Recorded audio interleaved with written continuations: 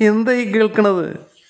നമുക്ക് സ്വന്തമായി പാർട്ടി പോലീസും പാർട്ടി കോടതിയൊക്കെ ഉള്ളപ്പോൾ ഈ ബൂർഷ്വ കോടതിയിലൊക്കെ സമീപിക്കുന്നത്.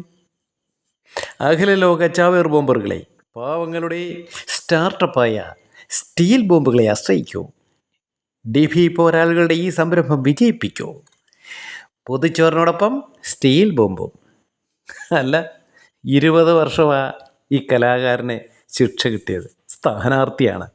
ഇവിടുത്തെ വലിയ നമ്മുടെ PP ഈ കമണിയൊക്കെ മുന്നിൽ നിന്ന് ധീര വീര ധീര സഖാവേ ധീരതയോട് നയിച്ചോളൂ എന്ന് പറഞ്ഞ ഈ ക്രിമിനലിനെയാണ് ഇന്ത്യൻ നീതിന്യായ കോടതി 20 വർഷം ശിക്ഷിച്ച കേരളത്തിലെ ക്രമസമാധാന പാലകരുടെ ജീവൻ അപകടത്തിലാക്കിക്കൊണ്ട് ആ ജീപ്പിന് ബോംബെറിയുകയും അവരുടെ പരിക്കേൽപ്പിക്കുകയും ചെയ്ത ഈ ക്രിമിനലിനെ, സാധാരണഗതി നമ്മൾ ഇവരെയൊക്കെ തീവ്രവാദികളായിട്ടാണ് കരുതുന്നത്, ഈ ക്രിമിനലിന് വേണ്ടിയാണ് ധീര സഖാക്കളെ എന്ന് വിളിച്ചുകൊണ്ട് സ്ഥാനാർത്ഥിയാണ്.